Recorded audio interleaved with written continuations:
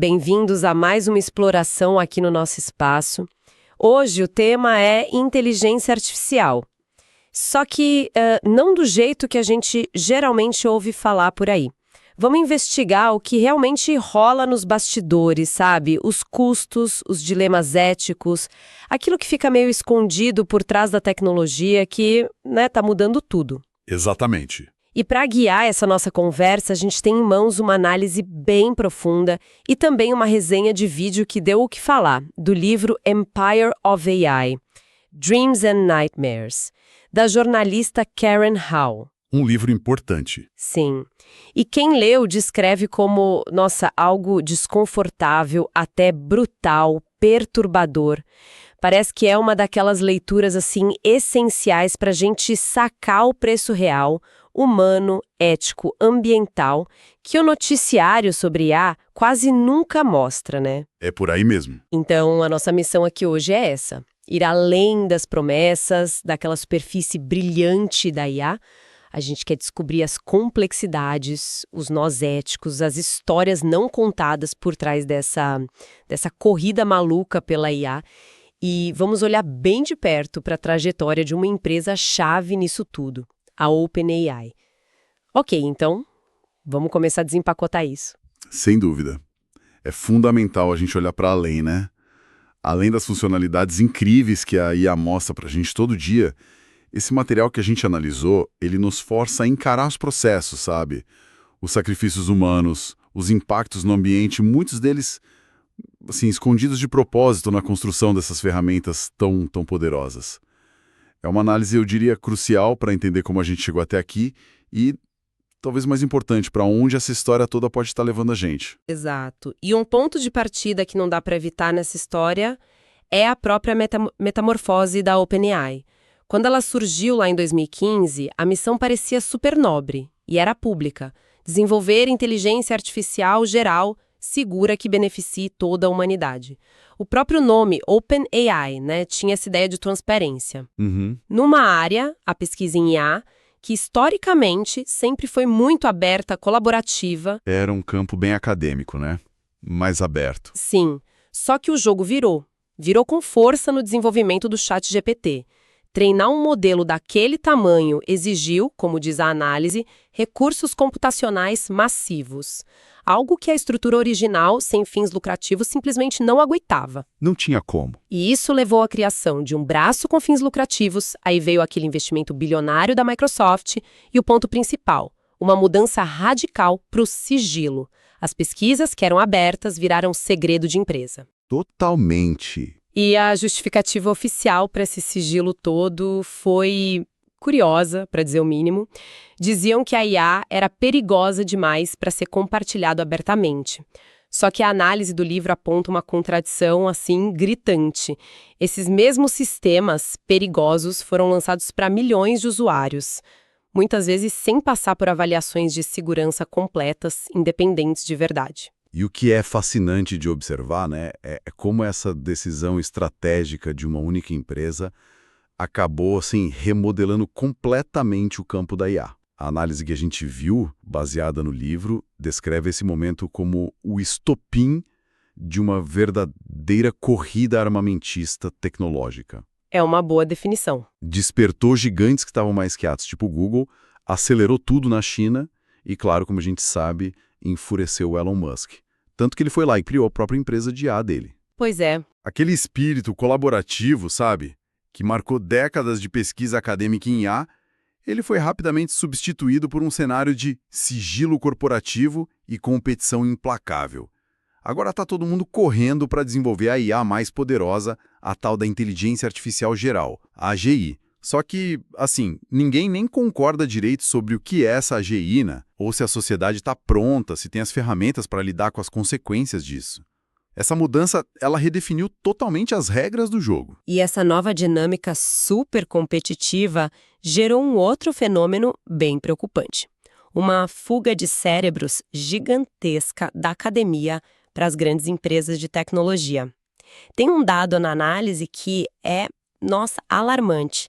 Em 2004, uns 21% dos PhDs em IA iam para o setor privado. Em 2020, esse número pulou para 70%. É impressionante. 70%? É muita gente. Muita gente. E as universidades simplesmente não conseguem competir.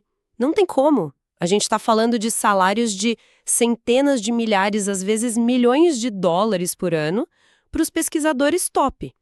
E talvez até mais importante que o dinheiro, o acesso à infraestrutura computacional, né? Aqueles supercomputadores para treinar os modelos gigantes.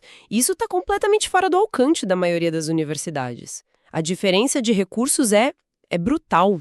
Exato. E a consequência direta disso, como argumenta a análise do livro, é que as mentes mais brilhantes da área, aquelas pessoas que deveriam estar pensando nas questões fundamentais de segurança, de ética, de impacto social a longo prazo, elas estão sendo cada vez mais sugadas para dentro de empresas que o motor principal é o lucro, é a busca por poder de mercado, não necessariamente uma causa altruísta de benefício para todo mundo. Faz todo sentido. E a preocupação que levantam é que essa concentração toda está limitando severamente a diversidade da pesquisa em IA.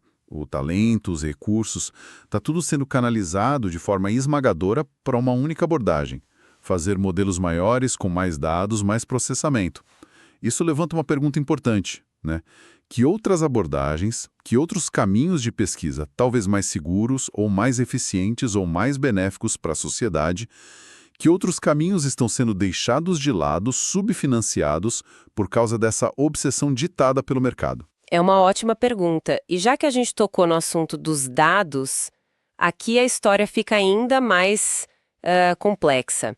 E a análise do livro descreve como particularmente perturbadora. Conforme a OpenAI avançava com o ChatGPT, eles deram de cara com um problema. Os dados de alta qualidade que estavam disponíveis na internet estavam acabando. Esgotando mesmo. E qual foi a solução? Basicamente, começar a raspar tudo que conseguiam encontrar. Foi isso. Tudo mesmo. É. E isso significou incluir fontes de qualidade, assim, muito variável. Até o chamado Common Core, que a análise descreve como literalmente o lado mais obscuro e menos confiável da internet. Conteúdo de rede social tipo Reddit, fóruns anônimos, sabe? Outras fontes cheias de viés, desinformação, material tóxico. Tudo foi incluído. A prioridade virou o volume, mesmo que a qualidade fosse terrível. Nossa! E a estratégia foi treinar o modelo com essa mistureba toda, dados bons e ruins, e depois focar pesado em moderar a saída do modelo. Tentar impedir que ele cuspisse, né, conteúdo ruim para o usuário final. E é exatamente aí, nesse ponto da moderação, que a investigação da Karen Hall revela o que ela chama de a parte brutal e perturbadora do processo todo. Quem fazia esse trabalho pesado, sujo mesmo, de filtrar, de rotular o conteúdo para treinar os sistemas de segurança da IA, eram, em grande parte, empreiteiros temporários, muitos deles recrutados de grupos desfavorecidos em países do sul global, como o Quênia, por exemplo. Nossa Senhora! Essas pessoas recebiam valores ínfimos, coisa de alguns dólares por dia, para passar horas e horas revisando, classificando conteúdo assim. Extremamente gráfico, perturbador. Discurso de ódio violento, descrição de abuso sexual infantil, violência extrema, suicídio, todo tipo de imagem e texto chocante. Um trabalho que era essencial para tornar o ChatGPT minimamente usável e seguro para o público. Que situação! E o mais chocante, segundo os relatos que o livro traz, é que muitos desses trabalhadores nem sabiam direito que o trabalho deles estava alimentando o desenvolvimento do ChatGPT, um produto que vale bilhões. A contribuição deles era invisível. Não recebiam compensação justa pelo valor que geravam e, ponto crucial aqui, frequentemente não tinham acesso nenhum a apoio adequado de saúde mental para lidar com a exposição constante a um material que, né, como a análise coloca, seria traumatizante para a maioria das pessoas. É desumano pensar nisso. A autora, a Karen Hall, ela chega a fazer um paralelo bem cômodo com a exploração colonial. Sabe, a extração de valor de populações vulneráveis, marginalizadas, lá no sul global, para criar produtos e serviços que beneficiam principalmente consumidores em países mais ricos. É uma comparação forte, eu sei, a análise até reconhece que é desconfortável, mas difícil de descartar. e expõe essa camada de exploração humana que geralmente fica escondida por trás do verniz tecnológico da IA. É realmente impactante pensar nessa dimensão humana toda. E essa mentalidade de andar rápido e quebrar as coisas, né? Que é tão comum lá no Vale do Silício e que parece que tomou conta da OpenAI. Isso também afetou direto a área de segurança, segundo a análise. A pesquisa em segurança em alinhamento ético dizem que precisava ficar em segundo plano. A pressa para lançar produtos era maior. A velocidade acima de tudo. Lembro de uma citação que mencionaram na resenha do livro do Max Tegmark, que é um crítico da área. Ele disse que a IA talvez seja a única indústria nos Estados Unidos que produz coisas tão poderosas com menos regulamentação do que a indústria de sanduíches. É forte isso. É uma imagem poderosa, né? E diz muito. E a análise traz exemplos bem concretos desses riscos. A OpenAI teria liberado o acesso à API do ChatGPT, aquela interface que deixa outras empresas usarem o modelo de forma muito apressada, sem salvaguardas robustas. E o que aconteceu? Rapidamente começaram a usar a tecnologia para fins horríveis, incluindo gerar conteúdo relacionado a abuso sexual infantil. E o próprio GPT-4 parece que foi lançado antes de terminarem os testes de segurança completos por causa de cronogramas de lançamento ambiciosos. E internamente, essa abordagem gerou muito atrito, muita preocupação. Vários pesquisadores da própria OpenAI ficaram desconfortáveis com isso. E teve um êxodo, uma saída notável de gente talentosa da equipe que focava em segurança. Sim. Eu li sobre isso. Um caso que ficou famoso foi o do Dario Amodei e outros colegas.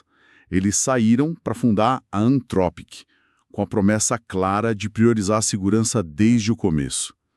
E mais recentemente, o Ilya Sutskever, que era cofundador e cientista-chefe da OpenAI e uma figura central no desenvolvimento técnico, também saiu, para se dedicar a um projeto focado em IA segura.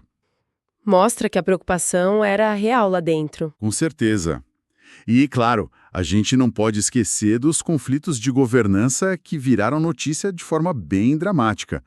Aquela tentativa de demissão do CEO, Sam Altman, pelo conselho original, acusando ele de não ser consistentemente franco, de priorizar o crescimento comercial acima dos compromissos de segurança da organização, e aí aquela reintegração controversa e super rápida, 5 dias depois, com pressão forte dos investidores, principalmente da Microsoft. Foi uma novela aquilo. Foi. E todo esse episódio se conecta direto com a questão central que a análise do livro levanta. Será que a gente pode, como sociedade, confiar as decisões sobre o desenvolvimento de uma tecnologia que pode mudar tudo para a humanidade, confiar isso a um grupo pequeno de executivos de tecnologia? Especialmente quando a gente vê essas evidências de discordâncias internas profundas sobre segurança, sobre a direção ética da empresa, isso levanta uma questão muito séria sobre governança, transparência e responsabilidade real dessas organizações, né? Sem dúvida. E tem outro campo minado que a análise explora bem: propriedade intelectual. A gente sabe que esses modelos gigantes de IA foram treinados com, uma quantidade inimaginável de dados. Texto, imagem, código, e boa parte disso foi simplesmente raspada da internet, incluindo milhões de obras protegidas por direitos autorais. Livros, artigos, arte, código, basicamente tudo o que conseguiram varrer da web. Foi uma coleta massiva, sem muita distinção. Exato. Isso gerou, claro, uma apreensão enorme entre os criadores de conteúdo. Artistas, escritores, músicos, programadores. Eles veem o trabalho deles, fruto de anos de esforço, de criatividade, sendo usado para treinar e gerar bilhões para essas gigantes de tecnologia. E tudo isso sem crédito, sem consentimento, sem compensação financeira. Nenhuma. É uma situação complicada para eles. E a ironia cruel que a análise destaca é que esses mesmos sistemas de IA estão sendo feitos com o objetivo claro, em alguns casos, de automatizar os próprios empregos desses criadores. A própria OpenAI define AGI como sistemas capazes de superar humanos na maioria das tarefas economicamente valiosas. A visão de longo prazo é substituir o trabalho humano. É bem direto. E a situação fica ainda pior por causa da falta de transparência. Empresas como a OpenAI, segundo a investigação, mantêm seus conjuntos de dados de treinamento em segredo. Ninguém sabe direito o que foi usado. Não tem um detalhamento público de quais obras foram usadas, nem clareza sobre como o material original protegido por direitos autorais pode acabar ressurgindo, mesmo que em pedaços, nos resultados da IA. Isso é um problema sério. E o argumento que as empresas usam muito de que seria muito problemático pedir permissão para todo mundo ou compensar cada criador, esse argumento acaba soando como um sinal de alerta, sabe? Ele mostra bem, como a análise aponta, o quão completamente despreparadas estão as leis e políticas atuais de direitos autorais, de propriedade intelectual, para lidar com os desafios dessa era da IA generativa. A legislação não acompanhou. Não mesmo. E como se não bastasse tudo isso, ainda tem um custo extra. Talvez o mais invisível de todos: o impacto ambiental. O livro dedica um capítulo inteiro para isso, com um título bem forte: Plundered Earth, terra pilhada ou saqueada. Treinar e operar esses modelos gigantes de IA consome uma quantidade de energia colossal. Exige data centers enormes. Gigantescos. E esses data centers não precisam só de quantidades massivas de eletricidade, muitas vezes de fontes que não são renováveis, mas também de algo que a gente esquece: água doce para resfriamento. Quantidades enormes de água potável para manter os servidores funcionando sem superaquecer. É um consumo de água brutal e que pouca gente fala sobre. Exato. E a análise traz exemplos concretos disso, e são bem preocupantes. Em regiões que já sofrem com falta de água, problema agravado pelas mudanças climáticas, tipo Arizona, nos Estados Unidos, ou algumas áreas aqui na América do Sul. As empresas de tecnologia estariam consumindo milhões de galões de água doce por dia para resfriar os data centers de IA. E o resultado disso, segundo relatos, é que as comunidades locais, muitas vezes já vulneráveis, estão vendo suas fontes de água potável diminuírem até desaparecerem. Que absurdo! Se a gente conecta isso com um quadro geral, surge um paradoxo bem perturbador. A tecnologia de IA, que muitas vezes é vendida como a solução para grandes desafios globais, como as próprias mudanças climáticas, na sua fase atual de desenvolvimento, que consome tantos recursos, parece estar, na verdade, agravando o impacto ambiental. É mais uma camada de custo escondido, sabe?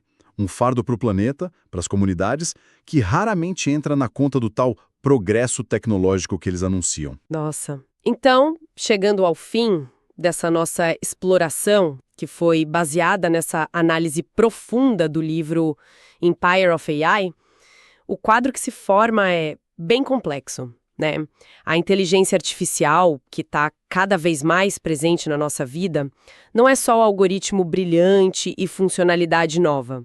Ela traz junto custos ocultos bem significativos, desde a exploração de trabalhadores em condições precárias até dilemas éticos profundos sobre segurança, transparência, a concentração de poder e talento que acaba sufocando a diversidade na pesquisa, as questões super espinhosas sobre direitos autorais e, por fim, esse impacto ambiental pesado e quase sempre ignorado. É muita coisa que fica por baixo do pano. Muita coisa.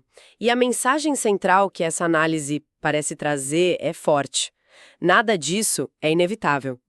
O caminho que a IA está seguindo hoje não é um destino tecnológico que já estava escrito. É, sim, o resultado de escolhas que estão sendo feitas e, em grande parte, por um número pequeno de empresas, por pequenos grupos de elite, movidos por busca de lucro, de poder ou outros objetivos particulares. Não é algo natural. É fruto de decisões humanas. Exato. E isso me lembra muito a ideia central de um outro livro importante, Power and Progress. A história mostra que os benefícios da tecnologia só chegam para todo mundo quando existem direitos democráticos, valores compartilhados e políticas públicas adequadas para guiar essa tecnologia. Não acontece sozinho. Então, o que tudo isso significa para a gente? Para a forma como a gente deve encarar e interagir com a IA no nosso dia a dia. Significa, Almris, em primeiro lugar, a importância da gente desenvolver um olhar mais crítico, mais cético, sabe? Em relação às narrativas, às declarações públicas das grandes empresas de IA. Quando a gente ouve falar em desenvolvimento responsável, ética embutida, ou aquelas promessas de beneficiar toda a humanidade, a análise sugere que a gente precisa aprender a prestar atenção não só no que eles dizem, mas também no que eles não dizem, nas perguntas que ficam sem resposta. É um bom ponto. Olhar as entrelinhas. Exato. E fica muito clara a necessidade urgente de melhores políticas e regulamentação. Se a IA tem mesmo esse potencial todo que dizem, ela precisa de muito mais do que a regulamentação de um sanduíche, né? Para usar aquela comparação de novo. Com certeza. A gente precisa criar incentivos claros para práticas mais éticas, mais transparentes, sustentáveis. E começar a discutir a sério como os benefícios econômicos gigantescos que essa tecnologia gera podem ser distribuídos de um jeito mais justo na sociedade. Fundamental. A conclusão que fica dessa análise é que, embora o potencial positivo da IA para resolver problemas reais, sei lá, na medicina, na ciência do clima, seja inegável, o caminho atual de desenvolvimento, dominado por pouquíssimas organizações com fins lucrativos, operando com quase nenhuma supervisão regulatória e lideradas por grupos pequenos e fechados, esse caminho parece bastante perigoso. Levanta preocupações sérias sobre para onde a gente está indo. É preocupante mesmo. E para a gente fechar com uma provocação inspirada diretamente por tudo que a gente discutiu aqui hoje com base na análise, se o desenvolvimento atual da IA é de fato resultado de escolhas feitas por poucos e não um destino inevitável da tecnologia, que tipo de mecanismos, de incentivos ou de estruturas de governança a gente poderia criar para efetivamente guiar essa tecnologia tão poderosa, guiar na direção de priorizar o tal benefício de toda a humanidade, como era a promessa original, em vez de focar quase que exclusivamente no lucro e na concentração de poder? Fica aí a reflexão para todo mundo.